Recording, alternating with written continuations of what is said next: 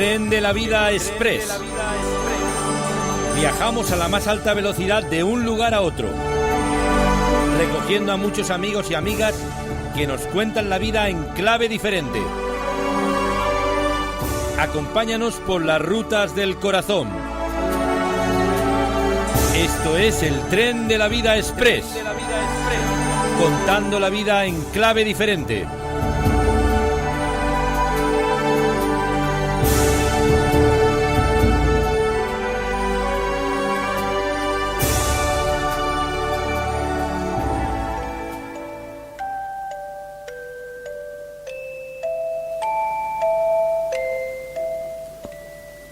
El profesor Antonio Cruz Suárez combina las difíciles disciplinas de científico y de pastor.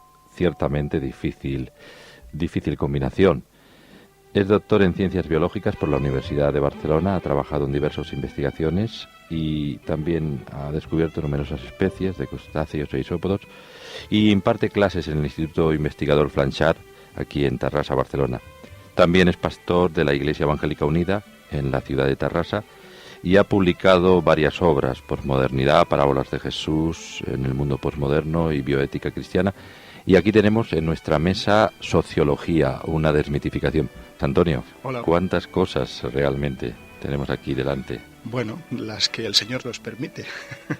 Sí, la verdad es que he hecho una lectura lo más rápida posible de este libro y, bueno, lo tengo que decir públicamente, me quedo, no sé si fascinado, pero sí muy impresionado. Porque muchas veces pienso, ¿cómo puede combinar tantas cosas y hacerlas tan bien? No hay ningún secreto, es cuestión de trabajo y de tiempo. Sí, pues realmente es un trabajo magnífico, una contribución.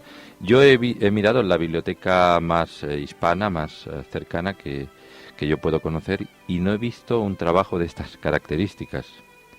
No, realmente en el ámbito de la sociología cristiana, es decir, desde una perspectiva de la fe, hay poca cosa.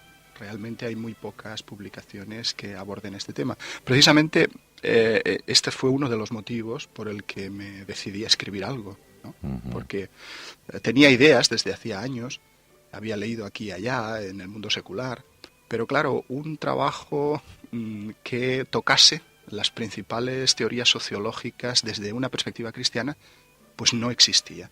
Y creía que ese era un hueco que había que llenar. No es tu primera incursión literaria en el vasto tema de la sociología, ¿verdad? Porque de alguna manera posmodernidad ya tiene... Sí, posmodernidad ya fue un primer contacto. Posmodernidad lo que planteé fue las diferencias entre las dos culturas. La cultura moderna, que nos ha venido caracterizando hasta ahora prácticamente, en la que el hombre pues tenía grandes dosis de fe, no solo fe en Dios, sino también fe en el propio hombre, fe en la ciencia, en el progreso, fe en la historia, fe en los logros del ser humano. Y como hoy, en esa época que se ha llamado desde el punto de vista de la sociología época posmoderna, todos esos actos de fe, todos aquellos valores, se han venido abajo. Hoy sería la época de la increencia. Hay un desengaño de todo. Ya no se confía en el hombre, ni tampoco se confía en Dios. Entonces, dentro de ese análisis sociológico, ¿cómo cabe el Evangelio? ¿Cómo inculcar, cómo meter el Evangelio? Bien, eso es lo que se planteaba en el libro de Posmodernidad. Tiene 3 partes. La primera parte trata de este asunto, esa cosmovisión de 2 mundos, del moderno y del posmoderno. La segunda parte entra un poco más en la religión en el momento actual, la diversidad religiosa de nuestro mundo.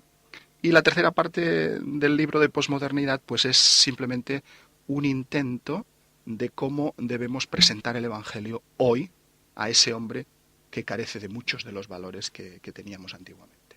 Uh-huh. También forma parte de la colección Pensamiento Cristiano de CLIE, ¿no? Este libro Posmodernidad que se editó anteriormente. Sí, todos estos libros están publicados por CLIE. CLIE, colección Pensamiento Cristiano. Estoy pensando en un hombre, evidentemente en un pensador, un investigador, pero a su vez un hombre de fe. Y uno se pregunta, tú lo dices en tu introducción, ¿se pueden conciliar posturas aparentemente tan irreconciliables como la sociología, que es plana en un sentido, y la teología? Bueno, yo Yo creo que sí, y precisamente eso es lo que intento explicar en el libro. No solo se puede, sino que creo que se debe realizar una sociología que respete la fe. Lamentablemente, la sociología surgió en un contexto humanista, en un contexto escéptico a las cuestiones religiosas. Es verdad que la mayoría de los sociólogos siempre han visto la religión como si fuese un invento del hombre, simplemente para solucionar el problema de la muerte. Sin embargo, yo creo que en la actualidad, en el mundo, en el ámbito de la sociología, aquella antigua furia antirreligiosa de los primeros sociólogos va perdiendo poco a poco su fuerza. Y hoy la mayoría de los sociólogos se despreocupan de las cuestiones existenciales y si se dedican al estudio de la religión, pues se concentran casi siempre en la influencia que ésta puede ejercer sobre la economía o sobre la sociedad en general. Cuando se admite que la sociología no es capaz de ofrecer una visión total del ser humano y que hay áreas del ser humano como puede ser la conciencia, la moralidad, la espiritualidad, que esas áreas son áreas reservadas a las creencias personales y a la fe religiosa, yo creo que entonces, si se admite eso, la sociología se convierte en una disciplina neutra que procura seguir usando el método científico y que, por lo tanto, es un área que debe estar libre de cualquier tipo de prejuicio antirreligioso. El sociólogo no tiene que ser necesariamente ateo, ni mucho menos. Se puede construir una sociología cristiana mediante metodología científica. Bueno, hemos de darnos cuenta de que parece que está de moda asociar ateísmo como un estilo de vida más progresista, y por eso se da el caso de que se desecha de alguna manera todo concepto teológico o la aparición de Dios o del concepto judeo-cristiano en cualquier tipo de disciplina, ¿no? Como puede ser la sociología en este caso, ¿no es así? Sí, sí, hoy parece que sí, que está de moda ser teísta, es decir, algo debe existir, porque tenemos ahí los científicos que nos están diciendo que la teoría del Big Bang, la gran explosión, significa un primer principio para este mundo. Y si ha habido un principio, tiene que haber un originador, algún creador. Entonces, bueno, en algunos ambientes se piensa pues en eso, en la existencia de un Dios, de un teísmo, pero ese no es un Dios personal, es un Dios que ha creado el mundo y lo ha dejado a su suerte, al azar. No es un Dios con el que tú puedas hablar, es un Dios casi axioma matemático, ¿verdad? No es el Dios de la Biblia. Uh-huh. Bueno, pues ya se dan cuenta, señoras y señores, estamos hablando con Antonio Cruz, el profesor Antonio Cruz, investigador, escritor, y lo pueden comprobar con su reciente obra Sociología, una desmitificación, que vamos a hablar abundantemente de ella a lo largo de esta mañana aquí en el estudio, y lo pueden encontrar en cualquier librería evangélica de su ciudad. Antonio, la sociología trata de estudiar y también de explicar los procesos de socialización del ser humano. Estamos de acuerdo en que los principales agentes de sociabilización sin duda son la familia, la escuela, el grupo de amigos, los medios de comunicación, ¿cierto? Son los agentes que conocemos. Sí, en efecto. Bueno, ante todo, la socialización es el proceso mediante el que una persona, un ser humano, se convierte en alguien competente dentro de la cultura en la que vive. Y se convierte en una persona competente porque ha hecho suyas las normas y los valores propios de esa cultura. Este es un proceso que puede durar toda la vida, pero que evidentemente es más intenso durante la infancia y durante la adolescencia. Sí que los agentes de socialización son las instituciones sociales, que de alguna manera contribuyen a transmitir esos modelos, esas pautas de conducta para que las personas se integren en la sociedad. La familia debe crear el clima afectivo adecuado y tiene la obligación de despertar en los niños los deseos, las aspiraciones, las convicciones, la fe, incluso los modelos sexuales y los modelos afectivos. La escuela tiene que transmitir normas, valores sociales, sobre todo conocimientos y también disciplina. El problema es cuando estas cosas no se entienden. A veces los padres creen que es la escuela quien tiene que educar y tiene que formar en cuestiones que dependen exclusivamente de la familia. Y al revés, la escuela a veces no asume sus propios roles y quiere que los padres hagan otros papeles que no les corresponden a ellos. Los amigos también influyen en los niños, permiten desarrollar pues su autonomía, su sentido de la justicia, y desde luego los medios de comunicación constituyen hoy una fuente de valores que influye, yo creo, de manera muy poderosa, no solo en los niños y en los jóvenes, sino también en los adultos. Estos medios de comunicación contribuyen a crear una opinión pública. Crean un estado de opinión. Crean un estado de opinión. Entonces, yo creo que los padres cristianos tienen la obligación, por encima de todo, de inculcar a sus hijos los valores religiosos. La fe que es capaz de contrarrestar ese tremendo influjo de los agentes de socialización que no se fundamentan en los valores del Evangelio. Es decir, hoy hay muchos agentes de socialización que son ateos o que son agnósticos o que no respetan los principios bíblicos. Entonces, ahí está la responsabilidad de los padres, de la familia, de la iglesia, de la escuela dominical, de contrarrestar la influencia de esos agentes de socialización contrarios a la fe. Antonio, tu título, más que tu título, Sociología, que puede encontrarse en cualquier otra publicación, el subtítulo, Una desmitificación, además de ser un magnífico trabajo literario, y yo lo recomiendo muy encarecidamente desde aquí para todos los lectores, de gente que lee, que está escuchando ese programa, no deben de perderse la lectura de esta obra. Define de una manera clara y singular el propósito de la obra, que es desmitificar más que tópicos los conceptos universales que han surgido a través de mentes como Maquiavelo, Descartes y etcétera, Darwin, Marx, Freud. Háblanos de este título, yo digo tan singular, una desmitificación, atreverse a decir una desmitificación de la sociología. Sí, es muy fuerte. Es fuerte, es muy atrevido. Es muy atrevido, por lo menos. Bueno, yo creo que a lo largo de la historia de la sociología se han ido generando ideas por parte de pensadores, de grandes pensadores, que no necesariamente todos han sido sociólogos. Algunos no se puede decir que fuesen específicamente sociólogos, algunos eran más científicos que sociólogos. Pero se han ido gestando estas ideas que, como quien las emitía ha llegado a ser una autoridad en el pensamiento, pues esas ideas han servido para fundamentar conductas, para fundamentar creencias, estilos de vida.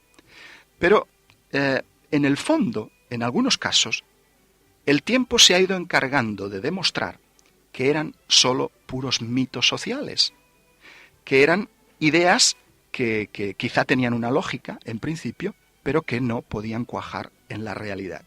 Ideas como, por ejemplo, el fin justifica los medios, de Maquiavelo. Ideas como que la mente humana es la única fuente de toda verdad. Esto es lo que dijo Descartes. O como que los gobernantes deben tener el poder absoluto sobre su pueblo, el caso de Hobbes. O de Locke, que decía que la propiedad privada debe ser tan sagrada como la vida humana. En base a estas ideas ha habido después guerras, ha habido luchas, ha habido problemas muy serios en la sociedad. Entonces yo creo que esto eran mitos sociales que han influido y que muchos de ellos todavía están influyendo en nuestro tiempo, pero que hoy tenemos ya la madurez suficiente para empezar a desmitificarlos.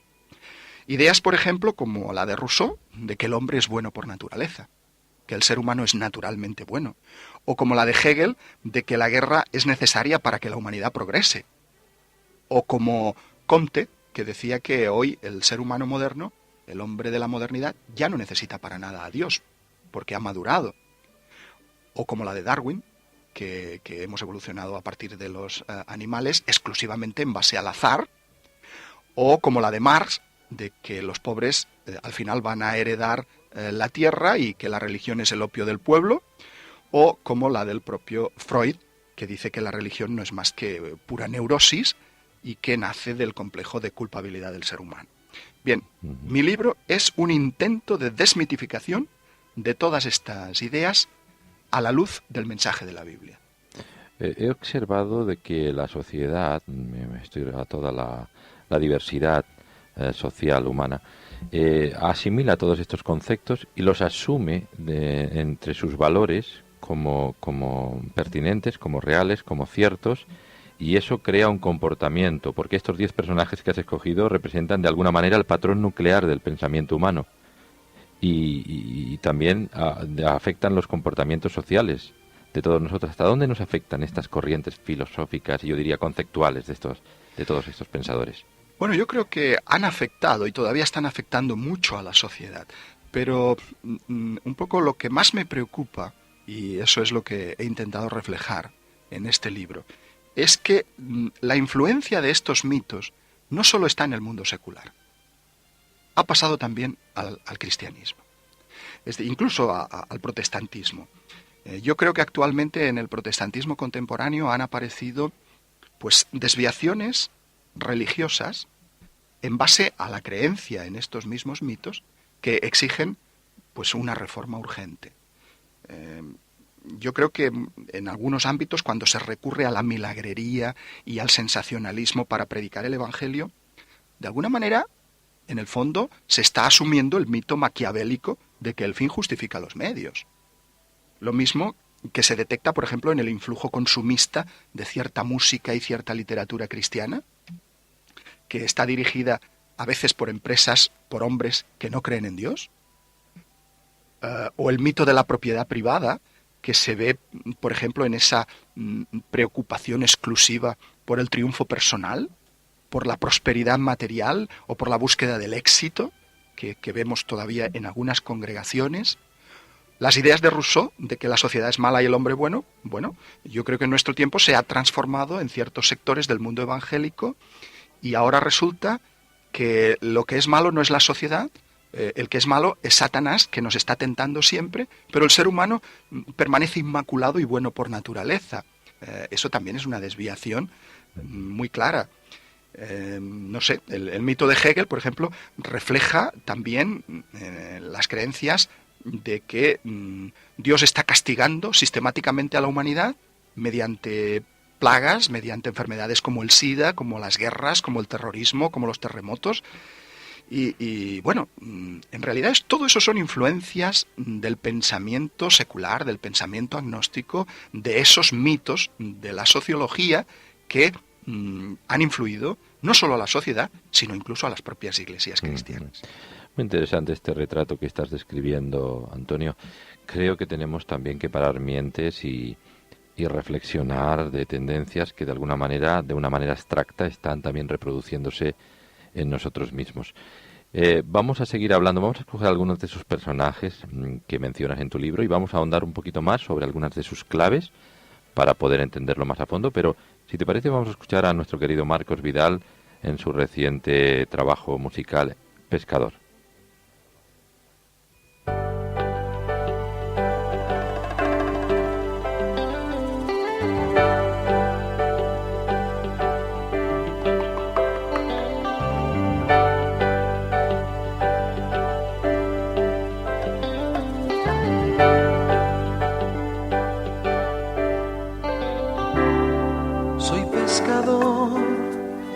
No me pidas que me quede a descansar, no me hables del calor ni del hogar, no pongas la mesa, que yo soy pescador y el sentido de mi vida está en el mar. No sé nada de la noche en la ciudad, no me interesa. Solo entiendo el lenguaje de la luna, si el vaivén de las olas me acuna, y si hay peces en el mar, yo tengo que salir a pescar, esa es mi meta, surcar la noche gris y echar la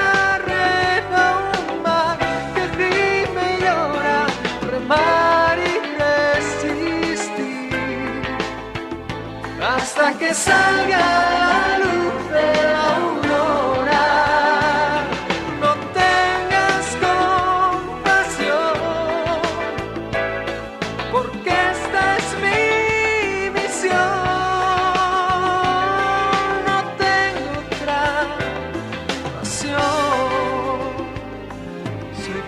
lado.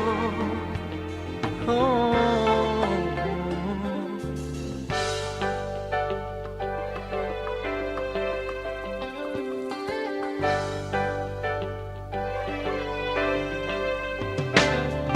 Y estoy aquí, se me juzga por salir a navegar, por ser terco, temerario y no esperar.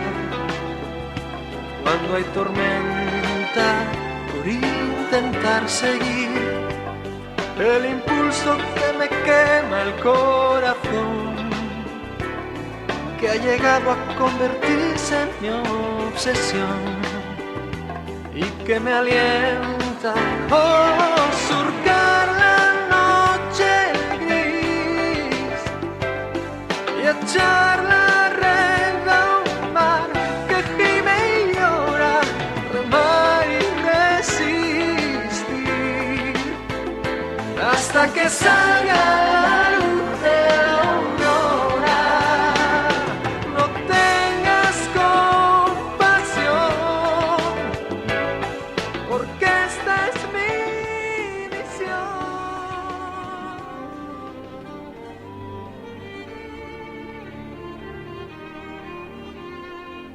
Pues aquí seguimos en el tren de la vida, viajando por esos lugares tan íntimos. Nos atrevemos a hacerlo con tu participación, con tu complicidad. Y tenemos aquí a nuestro querido amigo Antonio Cruz, el profesor Antonio Cruz, y estamos discurriendo sobre su último trabajo, Sociología, una desmitificación. Y aquí estamos embelesados escuchando sus argumentos tan interesantes. Maquiavelo, ese personaje, cuando tú eres alguien maquiavélico, su teoría de que el fin justifica los medios puede alentar cualquier tipo de atrocidad, buscando el bien a través del mal. Háblanos del contrapunto de vista que tú tienes acerca de esto, Antonio. Bueno, según Maquiavelo, la moral debe sacrificarse siempre que convenga al interés personal. Incluso él está convencido de que en ocasiones es necesario hacer el mal conscientemente, sabiendo que estamos haciendo el mal. Él creía, por ejemplo, que Dios había creado al hombre, pero Dios no intervenía para nada en el mundo de lo social ni en la historia, y que Dios no se preocupaba ni mucho menos en poner y quitar reyes o soberanos, ¿no? Esto en la política solo era ámbito del ser humano. Bueno, yo creo que el Nuevo Testamento enseña todo lo contrario a lo que pensaba Maquiavelo. El cristiano no debe devolver mal por mal, ni maldición por maldición, sino bendición, dice el Nuevo Testamento, dice Pedro. Y, bueno, Jesús dice claramente, a cualquiera que te hiera en la mejilla derecha, vuélvele también la otra. De manera que el comportamiento adecuado del creyente consiste no en buscar un fin utilizando cualquier medio, sino en practicar el amor. Siempre. En practicar la solidaridad cristiana con todo el mundo. Y la Biblia, sobre todo el Nuevo Testamento, dice muy claramente, incluso con los enemigos. No puede haber un libro más opuesto a las ideas de Maquiavelo que la Biblia. Estarás de acuerdo conmigo, cuanto menos es auténticamente revolucionario aceptar este principio de devolver bien por mal. Claro. Es totalmente... va contra la razón. Contra la razón, sí. El sentido de venganza y de la ley del talión aquí queda claro. Totalmente reducido a la nada. Sí, porque, bueno, de alguna manera también la ley del talión tenía una justificación, porque la venganza era infinita en aquella época. Uh-huh. Es aquello de yo vengaré 70 veces 7, es decir, si me han hecho algo a mí, yo lo voy a devolver ampliado y muchas veces. Eso es lo que se hacía. Entonces la ley del talión vino en el Antiguo Testamento a decir, no, ojo por ojo y diente por diente, no os paséis con la venganza. Pero eso ha ido evolucionando y en el Nuevo Testamento el Señor Jesús nos dice, no, es el amor, es el perdón. Igual que yo he perdonado, vosotros tenéis que perdonar. Uh-huh. Entonces, claro, esa perspectiva cristiana, ese estilo de vida cristiano, es absolutamente contrario con lo que manifiesta Maquiavelo. Totalmente, porque estos principios como de Maquiavelo se han ido filtrando en nuestra conciencia social de alguna manera y asumiéndose en muchos ámbitos de la vida humana, ¿verdad? Sí, no nos damos cuenta, pero en realidad muchas veces intentamos justificar nuestras malas acciones porque perseguimos un fin que creemos bueno. Pero no hay fines buenos si se usan medios malos. Eso es lo que nos viene a decir la Biblia. Muy interesante. Y seguimos viendo a personajes como Rousseau, el inductor del popular mito de que el hombre es bueno por naturaleza. Esto descarta absolutamente la causa moral del pecado como causante de la maldad humana. Entonces, la interpretación de la naturaleza humana consigue disculpar al hombre respecto a la conciencia de pecado. Sí, Rousseau lo que decía es eso, que el hombre es bueno por naturaleza, pero cuando se reúne en comunidad, se reúne con otros hombres, cuando empieza a vivir en sociedad, entonces se pervierte y se vuelve malo. El pecado, pues, o la tendencia al mal, que nosotros los cristianos asumimos y creemos que posee el ser humano, esa tendencia al mal, bueno, para Rousseau no existía. La tendencia al mal no existe en él. Claro, tampoco podemos encontrar un mito que sea tan opuesto al planteamiento bíblico. La Biblia enseña que el ser humano fue creado libre por Dios, pero aún antes de su vida en sociedad, el hombre y la mujer conocen el mal y pierden su inocencia original. Por tanto, el único responsable del mal social es el propio hombre. No podemos decir que el pecado es algo de la sociedad, de un ente abstracto, no. La sociedad está formada por hombres. Si la sociedad experimenta el mal, es porque esos hombres tienen esa tendencia al mal. Las Sagradas Escrituras reconocen abiertamente la total depravación que caracteriza desde el principio a los seres humanos. Y además hay muchas citas en este sentido. El libro de Génesis habla de la culpa y dice: el intento del corazón del hombre es malo desde su juventud. Génesis 8. Job se pregunta: ¿qué cosa es el hombre para que sea limpio, siendo que bebe la iniquidad como agua? El salmista dice: en maldad he sido formado, y en pecado me concibió mi madre. Y no se justificará delante de ti ningún ser humano. Y bueno, cuando llegamos al Nuevo Testamento nos encontramos con el evangelista Juan, que certifica: lo que es nacido de la carne, carne es. Y Pablo le dice a los romanos: por la desobediencia de un hombre, los muchos fueron constituidos pecadores. Bueno, esta idea de que el hombre es pecador no gusta. Hoy esa idea no gusta, pero es la realidad. Es impopular, absolutamente. No es la sociedad como un ente abstracto quien tiene la culpa del mal, sino el hombre que ha formado la sociedad sobre los pilares del pecado, olvidándose cada vez más de su creador. La Biblia, yo creo que no trata de explicar el problema del mal, pero le da una solución. Se trata de la fe. El pecado y el mal no se contrarrestan con buenas obras o con bondad, como proponen muchas religiones, sino por medio de la fe en la resurrección de Jesucristo. La Biblia dice: sin fe es imposible agradar a Dios. Lógicamente, la fe sincera va a generar también las buenas obras, y la acción social de los creyentes en el mundo, pues seguramente va a contribuir a disminuir el mal del mismo. Pero este no será definitivamente erradicado de nuestro mundo hasta que Cristo regrese y destruya la muerte para siempre. Ese es el mensaje de la Biblia. El tren de la vida. Qué interesante. Rousseau seguramente alentó el pensamiento de hombres como Feuerbach, donde bebió Marx, y también Bakunin y Sartre y tantos otros, de alguna manera, que han popularizado la idea de no conciencia de pecado, el pecado no existe, y muchos más. Hay una lista seguramente interminable de personajes históricos, Nietzsche, el conocido filósofo alemán también, y tantos otros que han alentado esa idea de que el pecado no existe, liberémonos de ese concepto, y entonces entramos en otro plano de la vida, otra cosmovisión de la vida. Y a partir de ahí las cosas, así nos ha lucido el pelo, ¿verdad? Sí, yo creo que Rousseau fue un hombre grande, fue un gran pensador. que ha influido poderosamente en muchos otros pensadores a lo largo de la historia. Lo malo de Rousseau es que nunca predicó con el ejemplo. O sea, fue un hombre capaz de construir una obra literaria como el Emilio, cómo educar al niño, al adolescente, al joven. Una de las mejores obras que se han publicado sobre la educación. Claro, pero él tuvo 4 hijos y a los 4 los metió en la inclusa. Es decir, no se responsabilizó de ninguno de sus hijos. Él sabía muy bien cómo educar, pero no quiso educar a sus propios hijos. Entonces, ¿de qué sirve los hombres que tienen grandes ideas, que predican muy bien, que filosofan, pero luego en la vida práctica son verdaderos desastres? Eso es algo también contrario con lo que predica el mensaje de Jesucristo. Nos podemos dar cuenta de muchísimas cosas interesantes a lo largo de todo este diálogo. ¿Y qué decir de Hegel? El mal presente es necesario para alcanzar el bien futuro. Él justifica la guerra como un mal menor, que hay que pagar con el bien futuro de la humanidad. Este hombre era alguien profundamente religioso, pero ¿podemos aceptar que un Dios de amor pueda servirse del mal para hacer el bien? Esta es otra vez la contradicción.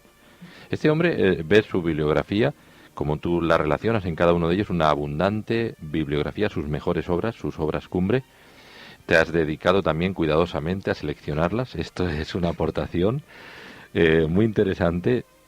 Pues él realmente era un hombre profundamente cristiano, era un pensador cristiano. Sí, por supuesto, Hegel era un gran pensador, era creyente. Es difícil de entender a Hegel, es muy difícil. Es un filósofo que cuando te lees sus obras dices, pues bueno, no entiendo nada, ¿no? Porque es complicado. Pero cuando ya te has leído algunos libros, entonces empiezas a entender lo que quiere decir, el significado que para él tienen las palabras. Bien, Hegel creía que las revoluciones sociales a lo largo de la historia han sido necesarias y han sido permitidas por Dios para el avance progresivo de la humanidad. Pero claro, él llegaba a decir que la guerra sería un mal menor que habría que pagar para que la humanidad mejorara poco a poco. Que el mal que tenemos en el presente es necesario para alcanzar, decía él, el bien del futuro. Solo es posible la reforma y el progreso de la sociedad por medio de la violencia, de las revoluciones que poco a poco van transformando la humanidad con arreglo a la voluntad de Dios. Claro, este razonamiento es muy peligroso. ¿Por qué? Pues es peligroso porque entonces convertimos al hombre, al ser humano, en un esclavo de la historia, en una especie de títere manejado por los hilos de la razón divina. Le quitamos la libertad al hombre. Dios utilizaría la maldad que hay en el ser humano para realizar su plan histórico. El Dios de Hegel es un Dios un tanto panteísta, es un Dios que forma parte de la historia, de la humanidad, que lo impregna todo. Yo creo que desde la perspectiva de la Biblia, Dios no puede ser responsable del mal, ni de las consecuencias del mal que son del todo achacables, imputables al comportamiento humano. Sería una blasfemia llegar a creer que la historia de la humanidad, es decir, las guerras, las catástrofes, la maldad del hombre, de alguna manera refleja el plan de Dios. Es decir, Dios está de acuerdo con las guerras humanas. El concepto de Hegel es un concepto asumido por algunos estadistas que se autodenominan cristianos y en este caso pues ahí está el conflicto, el tema de la guerra que muchos sustentan como una forma de justificación para resolver situaciones complicadas. Sí, yo creo que desde la perspectiva cristiana, el final que Dios prevé para la historia de la humanidad es aquel tiempo en el que el conocimiento de su palabra prevalecerá. El terror, el miedo y el mal serán erradicados de este mundo y, por tanto, la confianza del cristiano es que esperamos en Dios. Esperamos cielos nuevos y tierra nueva. Es decir, la historia está en las manos de Dios y Él va a decir, basta, hasta aquí ha llegado y pondrá punto final.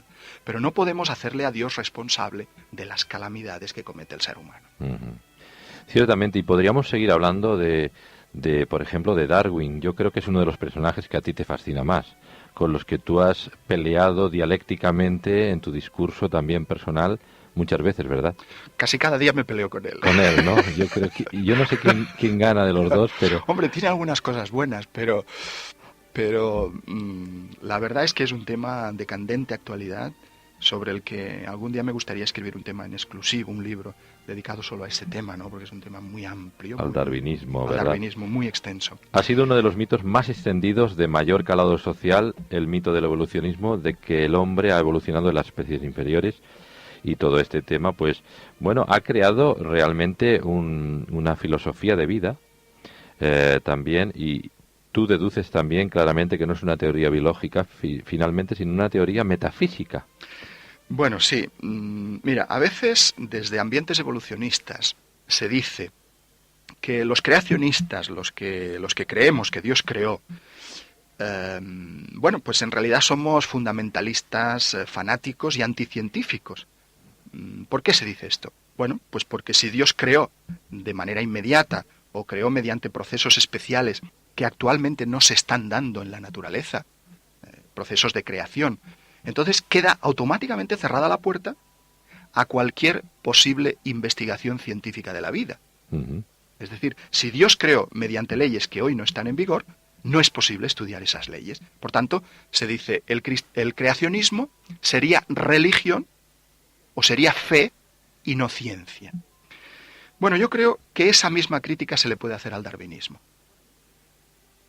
¿No es el darwinismo también una forma de religiosidad atea y materialista? En realidad tampoco se trata de una teoría científica, sino metafísica, y esto no lo digo yo. Es decir, el gran filósofo de la ciencia que fue Karl Popper dice precisamente esto. El darwinismo es una teoría metafísica, no científica. ¿Por qué? Bueno, la selección natural, que es el corazón del darwinismo, es decir, el método mediante el que la naturaleza selecciona a las especies para que éstas vayan evolucionando, los óptimos pasarían, los deficientes se extinguirían, la selección natural pretende explicar casi todo lo que ocurre en la naturaleza, pero lo cierto es que solo puede explicar muy pocas cosas. Ni la adaptación de los organismos al entorno, ni la propia selección natural son acontecimientos que se puedan medir objetivamente, a los que se les pueda aplicar el método científico. Y esto lo explico en mi libro porque es un tema muy extenso que aquí no nos va a dar tiempo a explicar.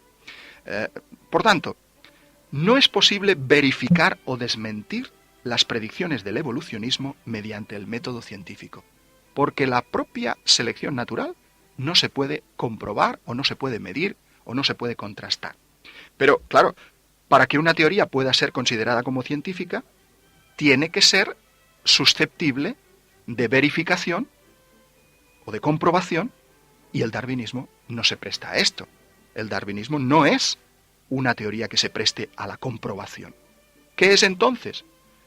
Pues yo sinceramente creo que es un mito, es otro mito más, un mito naturalista, un mito transformista, que se opone frontalmente a la creencia de un creador, de un ser inteligente que ha programado el mundo, antes incluso de la creación del universo, aunque se pretende como ciencia el darwinismo y se le intente arropar con datos y con cifras, en realidad es la antigua filosofía del naturalismo. Por tanto, sí que el creacionismo se basa en un acto de fe, pero también el darwinismo se basa en un acto de fe, en muchos actos de fe.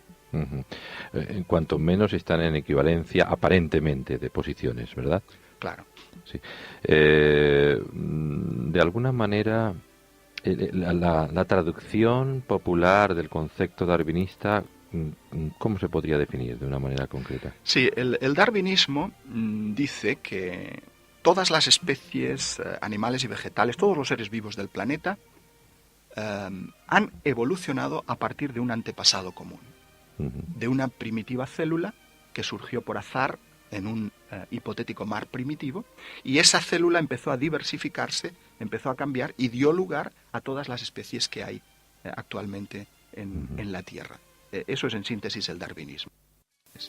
Entonces sus propios hijos, estaban sometidos a este macho, pero llegó un momento que se rebelaron contra él, le mataron y entonces tomaron posesión cada uno de las mujeres del clan. Así nace la religión, dice Freud.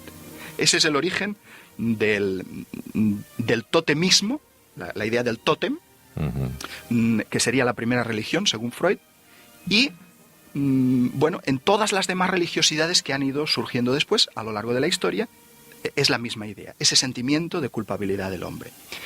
Él cree también, como Rousseau, que el hombre es bueno por naturaleza, pero cuando no supera sus tendencias edípicas, es decir, el mito de Edipo que dice que el hijo se enamora de la madre y que mata al padre, ¿no? Cuando cada bebé que nace no consigue, no supera esas tendencias edípicas de amar a la madre y odiar al padre, se vuelve incapacitado para aceptar a los demás, incluso para amarse a sí mismo y sobre todo para amar a Dios como Padre trascendente.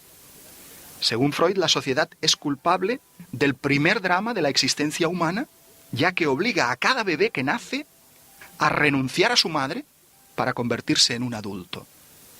Dios no existe, según Freud, es una mera ilusión humana, una proyección alienada de la figura del padre, al que se le atribuirían los papeles de protector y de represor, aunque la religión, dice, en algunos casos, puede desempeñar un aspecto positivo, pues consuela a las personas de su sufrimiento, y en el fondo se trata de una neurosis. La religión es una neurosis obsesiva de la humanidad, es una deformación infantil, dice él, de la realidad. Bien.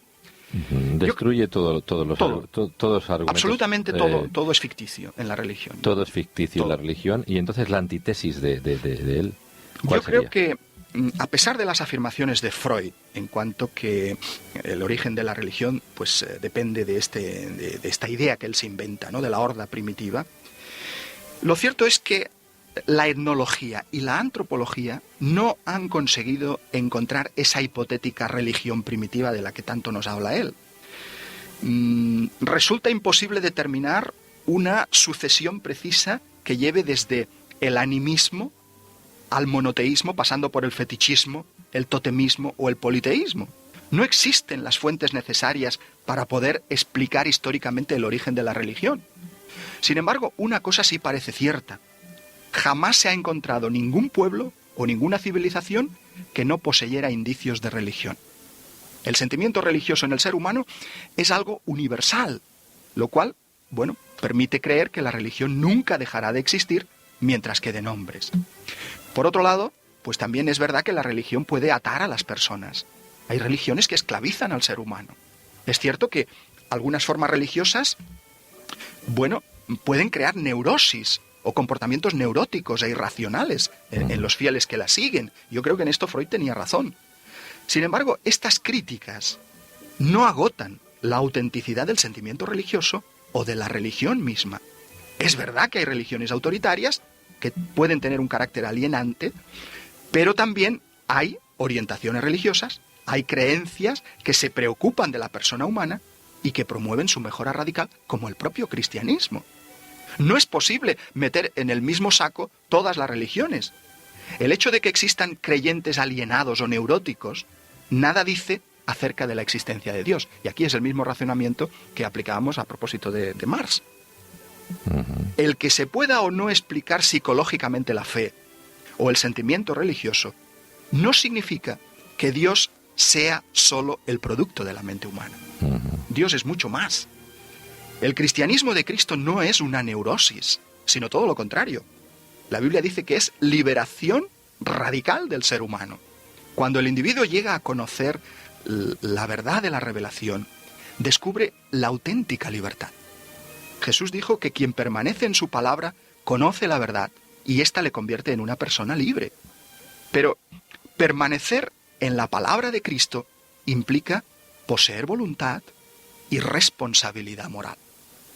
Yo creo que la principal neurosis de nuestro tiempo no es la religión, como dijo Freud, ni mucho menos el cristianismo, sino la falta de orientación en la vida de las criaturas, la ausencia de valores, la ausencia de normas éticas y de responsabilidad individual. Esto sí que crea neurosis.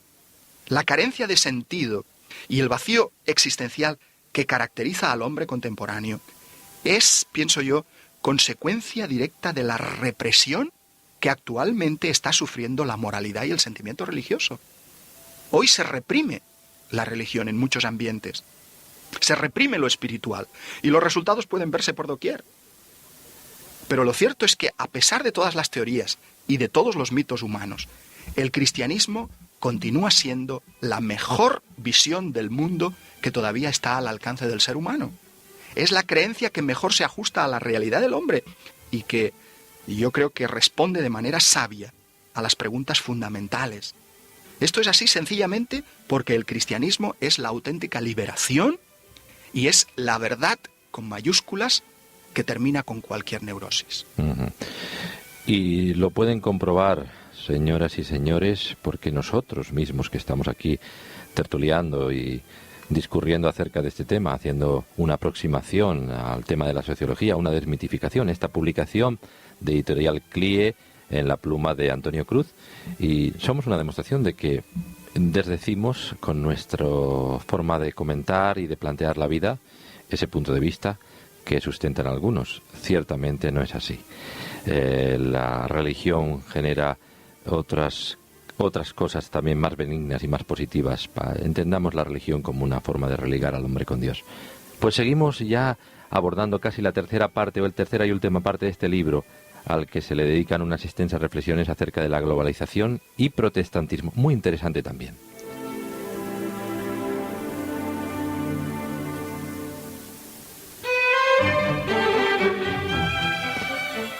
En este libro, Antonio, en tu tercera parte, dedicas esta amplia reflexión al tema globalización y protestantismo. ¿Nos podrías hacer un breviario? ¿Es difícil? ¿Global? Valga la redundancia. Bien, yo creo que la mayor parte de los mitos tratados en este libro, como decíamos antes, no han desaparecido, ni mucho menos de la sociedad, y desgraciadamente tampoco de los ambientes cristianos e incluso evangélicos, sino que por el contrario están brotando con fuerza, están originando ideas, doctrinas y actitudes que se alejan de la ortodoxia bíblica o que son claramente contrarias al Evangelio de Cristo. El extraordinario desarrollo de las comunicaciones, vivimos en la aldea global. Esto quiere decir que el mundo se nos ha quedado pequeño, como una aldea, porque tenemos un gran sistema, una red de comunicaciones instantáneas que nos han acelerado el tiempo. Pues bien, esta red permite que las ideas equivocadas y los mitos también se difundan con la velocidad del rayo y también germinen en muchos lugares. De esto trata la tercera parte, el tema de la globalización en relación con la Iglesia, con los problemas que ya hemos comentado anteriormente. Claro, ¿qué podemos hacer como cristianos en esta aldea global? Precisamente ese es el tema de un libro que acabo de escribir ahora, que se va a titular El cristiano en la aldea global, y seguramente será publicado por la editorial Vida. Ya está en imprenta. El tema es cómo debemos vivir los cristianos, cómo podemos responder a los retos que nos plantea el mundo global. Porque los retos que actualmente se están dando no existían hace 50 años, ¿no? Entonces yo creo que el tema de la globalización nos ha metido de lleno en las migraciones mundiales. La gente cambia de residencia, la gente se viene de América aquí, de los países del este, de África. Entonces esto crea una diversidad cultural, crea una especie de sopa religiosa o ideológica o de comportamiento o racial o étnica, que a la vez fomenta la tolerancia, aunque hay sus episodios puntuales de racismo y xenofobia, pero nos exige una tolerancia y un respeto a los demás. Esta tolerancia hace que las creencias personales pierdan tantos, porque hay que respetar las de los demás. Hace que evangelizar casi sea un atentado, porque estás coartando la libertad de los demás. Entonces, se nos exige una serie de cosas al pueblo evangélico hoy, a los creyentes, que antes no se nos exigía. Y al mismo tiempo vemos cómo está creciendo el reto de la increencia dentro incluso de las propias iglesias cristianas. Vemos que hay trasvases para la fe. Todo esto lo explico en el apartado este. Por ejemplo, parece que las iglesias se están cerrando en Europa, mientras que se están abriendo en América Latina y en otros continentes. Bueno, esto es algo como ocurrió en la antigüedad, en Asia Menor, lo que hoy es Turquía, Allí se hicieron los primeros concilios cristianos, las grandes iglesias en las misiones de Pablo crecieron y había muchos cristianos, pero con el tiempo llegó el Islam y lo barrió todo eso. Y actualmente, pues de los 50 y tantos millones de habitantes que tiene Turquía, pues hay 140.000 cristianos nada más. ¿Va a pasar eso en Europa? ¿Nos vamos a quedar sin cristianos en Europa? En cambio está creciendo en otros países. No lo sabemos. Eso es uno de los retos que se nos plantean en la actualidad. Yo creo que uno de los graves problemas de la globalización para las iglesias evangélicas es el reto de la indiferencia de los propios creyentes. Lo que yo llamo los creyentes acostumbrados. Es decir, creyentes que se han acostumbrado a la fe y creen que como ya descubrieron a Dios, pues ya no necesitan seguir buscándolo cada día. Que como nosotros ya tenemos la salvación, ¿para qué vamos a seguir investigando en la palabra? ¿Para qué vamos a seguir orando, meditando, leyendo literatura cristiana? Y este es uno de los graves cánceres que tenemos actualmente planteados. Se lee menos la Biblia, se ora menos, y esto hace que generen imágenes deformadas de Dios, que proliferen creencias absurdas, incluso heréticas, dentro del cristianismo, porque la gente no sabe lo que cree. Hay como un abandono a la responsabilidad de escudriñarlo todo y retener lo bueno. Si el Evangelio sigue siendo poderoso para cambiar al hombre de hoy, y lo sigue siendo, el Evangelio es poderoso, el creyente del futuro, el creyente del tercer milenio, va a ser una persona con experiencia de Dios. Los tibios, como dice el Evangelio, van a ser vomitados de la boca de Dios. Sí, me encanta esa expresión que tú utilizas. En el tercer milenio no va a ser posible ser cristiano sin serlo radical y apasionadamente. La comparto. Claro, porque vamos a estar rodeados por una inercia, por una corriente, que a los que ni son frío ni son caliente, a los creyentes acostumbrados, van a ser barridos por la presión de la sociedad, de las otras ideologías, de las otras maneras de entender la religiosidad. Entonces yo creo que el creyente ha de ser un radical. Hay que vivir la radicalidad evangélica en el sentido de no contaminación con aquello que es anticristiano. Tenemos la responsabilidad hoy de construir congregaciones de contraste, abiertas a los demás. Es decir, las iglesias han de ser pedazos de cielo en la tierra, donde se viva el compromiso cristiano. Y si no es así, mucho me temo que en los tiempos que estamos viviendo, de muchos lugares va a desaparecer la fe. La Biblia dice, cuando venga el Hijo del Hombre, ¿va a hallar fe en la tierra? Es una pregunta que hace el propio Jesús. Bueno, yo creo que sí, yo creo que el cristianismo no va a desaparecer jamás, pero nada nos garantiza que donde fue triunfante y pujante la fe, siga siéndolo en el futuro. Es muy interesante toda esta serie de reflexiones en cadena que haces, también dando una llamada de alerta sobre la contemporización de muchos cristianos ante cosas obviamente declaradamente malas y nefastas para la fe y para la experiencia cristiana, y que se están asumiendo, admitiendo como buenas, como pasables, y que atentan contra la pura esencia de lo que Jesús y la palabra de Dios nos ha enseñado a todos nosotros, ¿verdad? De alguna manera. Sí, yo creo que sí, que el gran reto de ver lo que es malo como no tan malo, como bueno, como aceptable, incluso como práctica habitual en mi vida, porque como los demás lo hacen, claro, los demás lo hacen, pues ¿por qué no nosotros? Ese es el gran reto, el saber seguir siendo fieles a la palabra de Dios, a las exigencias de la fe. Antonio, por fin nos aprovecharemos un poquito más de tu rica sapiencia para que nos hagas, después de toda la que nos ha caído después del 11 de septiembre, seguro que tú te has hecho una composición, una radiografía sociológica después del 11 de septiembre. Hay un antes y un después. Después la cosa ha ido aminorando un poquito, pero con todo y con ello nos hemos dado cuenta de que ha cambiado un poco el escenario. La fisonomía de nuestro ambiente sociológico ha cambiado. Los miedos han surgido y muchas cosas se han contrastado de pronto. Los sociólogos creo que están publicando y preparando muchas cosas a raíz de entonces. Sí, realmente el tema es muy amplio, se ha escrito mucho, se ha publicado mucho a nivel sociológico a partir del 11 de septiembre. Yo en realidad diría que una vez más se ha demostrado que el hombre es pequeño y Dios grande. Es decir, los intentos humanos siempre han sido de grandeza. Construir el Titanic, el mayor barco del mundo, que no se puede hundir. Es un barco que no se puede hundir y se hunde en el primer viaje.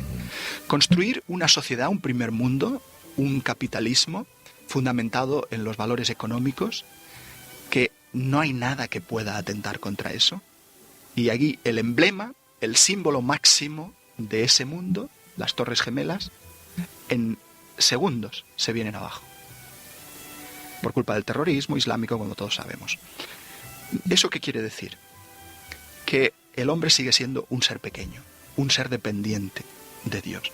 Y mientras en el mundo no se consiga instaurar la solidaridad, el amor, el respeto, mientras se sigan creando cuevas para el odio, para la animadversión, el peligro va a estar ahí.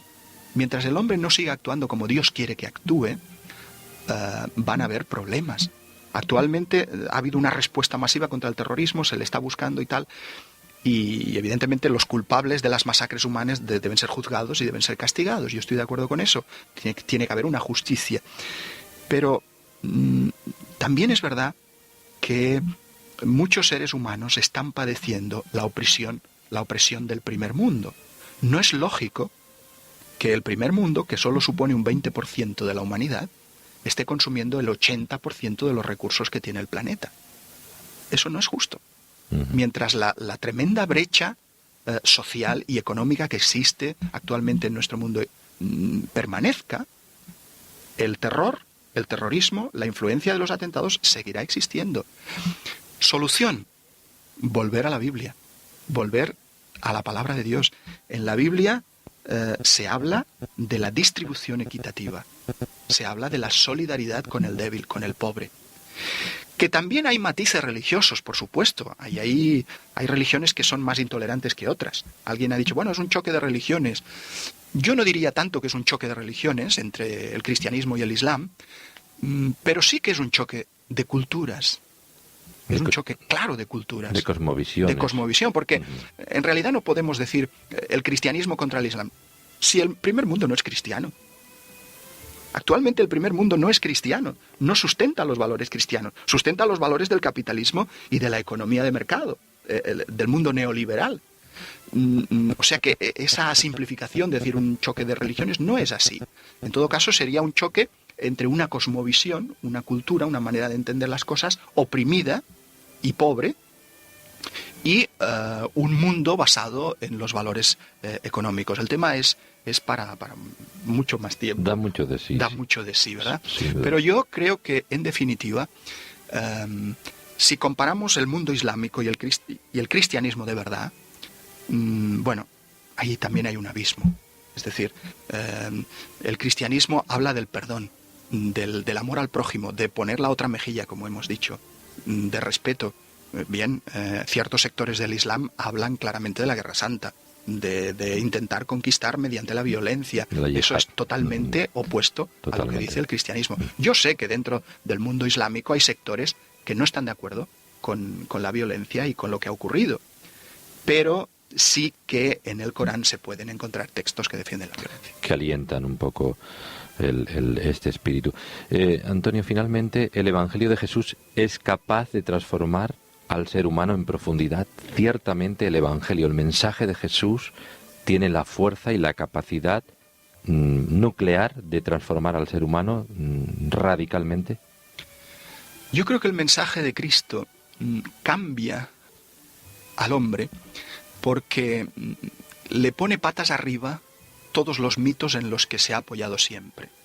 Es decir, todas las creencias, todo el sistema de valores, desde que el ser humano es un bebé, desde la infancia, de que yo tengo que conseguir más cosas para mí, un egoísmo de primero yo y después los demás. El Evangelio cambia todo eso y dice no. Los demás son tan importantes como tú. Tú no puedes vivir solo una fe vertical, una espiritualidad personal, una oración y tú estar muy bien con Dios, estar en paz con Dios, mientras a tu lado tienes a un hermano que pasa hambre o que tiene problemas espirituales o problemas físicos, problemas de salud. Yo entiendo el cristianismo como algo abierto a los demás. Es imposible amar a Dios si no se ama al hermano. Es decir, esa idea de amar a Dios pasa por el vaso de agua fría dado al que tiene sed. Entonces, el Evangelio cambia al ser humano porque le da otra dimensión de este mundo, del universo, de la humanidad, y sobre todo porque lo pone en paz con Dios y le da una trascendencia. No eres algo que nace y que desaparece como una ola del mar, sino eres algo destinado a la eternidad. Y por tanto, si estás destinado a la eternidad, no vas a estar tú solo allá, vas a estar con tus hermanos en la eternidad. Empieza a vivir la eternidad ya ahora.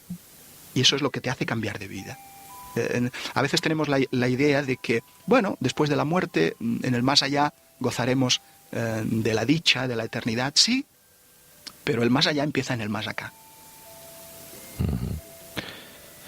Antonio, yo creo que nos vamos a dar por satisfechos por la abundancia y de tus argumentos sobre sociología, una desmitificación. Antonio Cruz, aquí lo tenemos en nuestro estudio y pueden conseguir este ejemplar en cualquier librería evangélica de cualquier ciudad española donde sintoniza esta radioemisora. Puede dirigirse a ella y encontrar este ejemplar, colección Pensamiento Cristiano, editorial CLIE, Antonio Cruz, autor de esta obra, Sociología, una desmitificación. Creo que nos hemos quedado más que bien servidos y con ganas de ahondar un poco en las interioridades de esta obra tuya escrita, y luego nos has dejado también la miel en los labios con el tema de la aldea global. El cristiano en la aldea global. El cristiano en la aldea global. Y yo creo que muchas personas de inspiración cristiana están buscando referentes en lecturas como la que tú sugieres. Antonio, ha sido un placer para mí tenerte aquí, escucharte, aquí como el alumno con su profesor. Muchas gracias. Para mí también es un placer siempre estar contigo aquí y con todos los oyentes. Muchas gracias. Que Dios te bendiga y hasta siempre, querido amigo. Muchas gracias. El tren de la vida.